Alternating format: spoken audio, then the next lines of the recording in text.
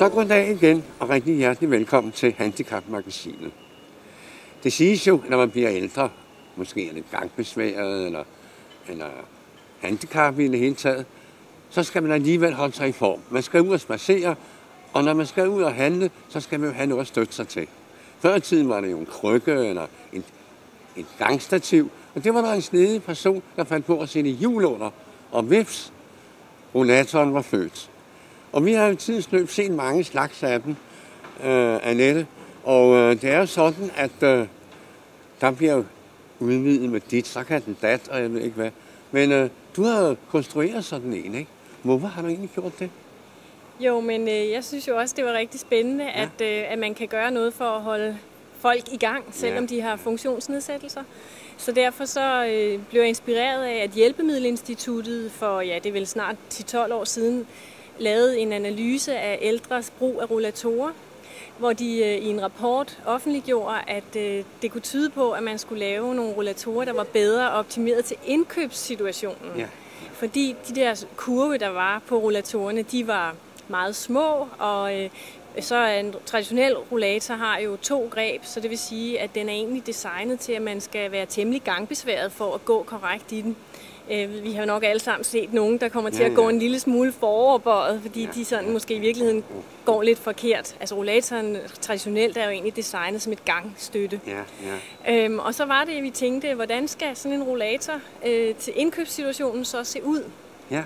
Og vi gik i gang med at snakke med en masse forskellige brugere, blandt andet på et aktivitetscenter i Dragør og forskellige steder i landet, hvor vi sådan stødte ind i rollatorbrugere. Så prøvede vi at interviewe dem og høre, hvad er det, du har brug for. Ja. Vi fandt hurtigt ud af, at man havde brug for god plads til varerne. Ja. At man havde brug for at kunne have sine ting liggende lidt skjult, sådan så man ikke kunne blive overrumplet af tasketyve og den slags. Og det er også meget rart, at der er lidt diskretion omkring ens indkøb. Med. Ja, præcis, ikke? Så vi blev egentlig ret inspireret meget hurtigt til at kigge på, at der jo egentlig også er de her indkøbstræktasker, som folk går og trækker i armene. Men så har de så en stok i en anden hånd, og det er ikke så stabilt et gangmønster. Så der snakkede vi med nogle eksperter også fra Hjælpemiddelinstituttet, ergoterapeuter og fysioterapeuter.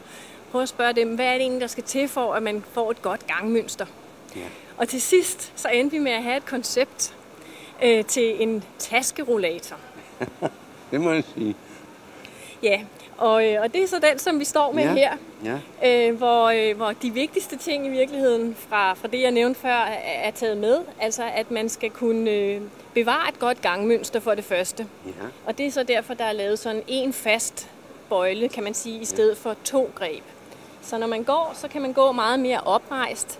Man kan gå meget mere frit. Det er nærmest ligesom at gå med en barnevogn. Ja. Man behøver ikke at være særlig gangbesværet for at have gavn af den her. Den er faktisk mest lavet til at slæbe indkøbsvarer. Okay. Og det du så vil spørge mig om, det er, jamen hvad så hvis man har brug for at lidt støtte og få et hvil undervejs? Jeg tænkte på det. Ja, præcis. Fordi det er jo mange gange meget rart, at man har en rullende bænk med. Ja, selvfølgelig. Og det er sådan set sådan, at hvis man designer en rollator i EU eller i Danmark, så skal man sådan set overholde nogle krav og nogle normer i forhold til nogle ISO-standarder. Så det vil sige, at man skal testes som rollator for at kunne markedsføre sådan et produkt som rollator. Og i de standarder, der foreskriver man, at den skal have dels bremse, altså det vil sige, når man går, så skal man kunne bremse. Ja. Og man skal også kunne parkeringsbremse i forhold til at kunne bruge sædet. For der er selvfølgelig et integreret sæde inde i rollatoren, så hvis man skulle blive træt undervejs. Ja, så sidder på polstret ovenikøbet. Polstret, ja. Og det er meget bekvemt, at man heller ikke behøver at gå og skilte med, at man har et sæde med, ikke? Så føler man sig måske ikke så afslørende. Man bruger så også den her til, hvis man er inde i supermarkedet, så kan man sætte indkøbskurven her ovenpå. Ja. Og det kan vi jo se, at Else Marie for eksempel og nogle af de andre damer, som vi snakker med, at de rent faktisk gør og har meget glæde af, fordi man så ikke skal bukke sig så langt ned i forhold til at laste varerne. Så kan man også se, at de går og handler derinde. De har den ene hånd fri og kan hive ned fra hylderne. Ja, det er jo noget mere bekvemt. Og fordi den er lavet af aluminium, så er den faktisk ret let at løfte på. Og du kan også se, hvordan de let kan dreje rundt med den. Altså den er meget, både med 1 og 2 hænder, meget, meget nem at styre. Vi har rigtig mange mennesker, som har svage hænder på grund af gigt. men måske ikke har andre, hvad skal man sige, skavanker. Så derfor kan den her også være rigtig god til folk, der ikke har så stærke kræfter i hænderne, fordi det er en meget let bremse, som man faktisk kan betjene med hele hånden, eller altså den kræver ikke særlige kræfter. Men man kan godt køre afsted derudad med en hånd. Det kan man også. Det vil sige, at man har også en hånd fri. Det har man. Ja, og den kan man så bruge til mobiltelefonen måske. Det kan man. Man kan gå og snakke, det er rigtigt, og sende sms'er. Og bliver det regnvejr? Nå ja, der var noget der, hvis det bliver regnvejr. Der kunne man så måske tage sig en paraply indover. Og køre afsted. Ja, det var da en god idé, det havde jeg ikke tænkt på. Svært. Det er svært at køre med en tohånds, kan man sige, med den ene hånd alene. Jeg har selv prøvet, men ender jo ude i regnestenene. Ja, det er ligesom at hive den ene vinge af en flue, ikke? Ja, det er det. Ja, det flyver i cirkler. Ja. Så, jamen, så er der jo så også, når man er ude at køre i terrænet, eller hvad man skal sige, ude i byen, eller op og ned af bussen. Og i forhold til at skulle komme op og ned af kantstenen, så har vi så lavet sådan en lille tippepedal nede på baghjulene. Ja. Sådan så hvis man vil bruge venstre eller højre ben, så kan man tippe den op over en kantsten. Og så er man allerede oppe. Så er man allerede oppe, ja, og det vi hører er, at folk, når de skal med bussen, så får de også lige nogen til at hjælpe, så tager man den ind bag bussen, ligesom en barnevogn kommer ind der bag i, ikke? Så den har faktisk nogle byegenskaber, der er meget fine, ikke? Ja. Vi skal også lige, for det stod jeg og tænkte på, når man skal af med den, når man kommer hjem, inde i opgangen, eller måske ved siden af sit hus, eller på en eller anden måde. Der har noget kan man. Ja, altså der er jo forskellige måder. Nogle mennesker har et cykelskur, eller har en opgang, hvor de får lov at stille den. Men vi har udviklet et regnslag, som man kan putte på den, hvis man skal have den stående udenfor. Ja. Så har man sådan en overtræk, man kan putte på, som gør, at som dækker den, så den bliver beskyttet mod vind og vejr. Så holder den lidt længere, men stoffet er jo vandafvisende, så hvis man går ud i regnen med den, når man er ude at handle eller ude at gå tur, så skulle der ikke være skade sket. Der skulle der heller ikke helst være nogle børn, der løb med den imens. Nej, og hvis man så vil låse den fast, så ser vi nogle gange, at hvis man har et cykelstativ eller noget, så kan man sætte sådan en cykellås rundt om eller en lygtepæl eller et eller andet fast. Så kan man simpelthen trække en lås rundt om, for at være sikker på, at der ikke er nogen, der løber med den. Annette, det lyder jo som det skal alt sammen. Ja. Men det kan du sagtens stå og fortælle. Du kender det hele. Det. Kan man komme til at tale, tror du, med en borger, der prøver, hvordan den virker i virkeligheden?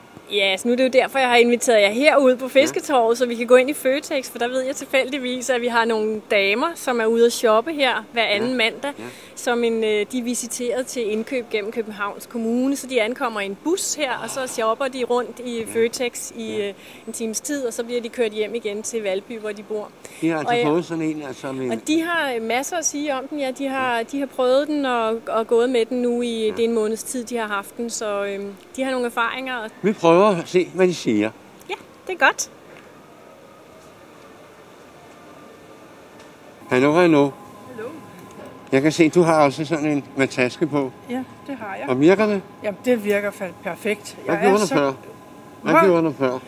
Jamen, der gik jeg jo sådan her med poser, eller tog den på cykelstyret. Ja. Jeg har 1 kilometer til den nærmeste købmand, der hvor jeg bor. Så den er alle tiders, når man er træt af at gå. Ja. Med begge arme. Og man kan jo komme både stort og småt. Man kan jo købe stort og småt, ja. Nu i dag skal jeg sådan have lidt. Jeg skal have vin og sådan noget. Skal du have vin? Det vil jeg se. Ja.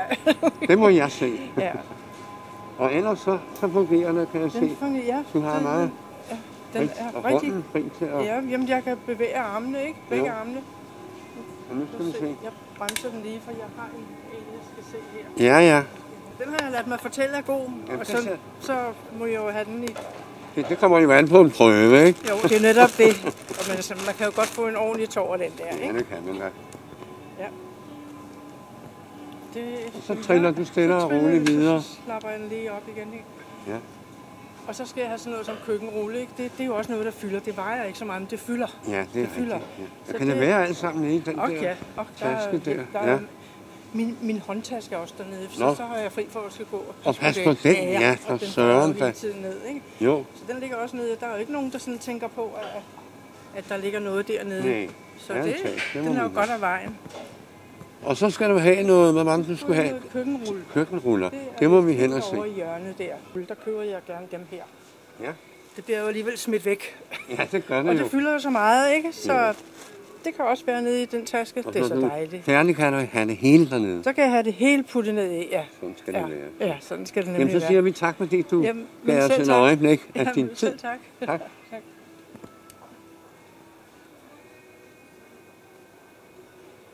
Det lød jo godt, hvad Else Marie sagde. Men vi skal lige have et par second opinion, et par mennesker. Der kommer et par damer der med rollator, kan jeg se. Undskyld, jeg forstyrrer jer. Jamen, jeg har en grund til, at jeg godt vil foreslå den her. Og det er, at jeg har dårlig ryg. Okay. Og jeg går meget lavt ned med ryggen med den gamle, altså den samme, som hun kører med. Ikke? Ja. Så ud fra det vil jeg godt anbefale den. Ja. Så I er prøveklude? Vi er prøveklude, ja. Sådan skal det være.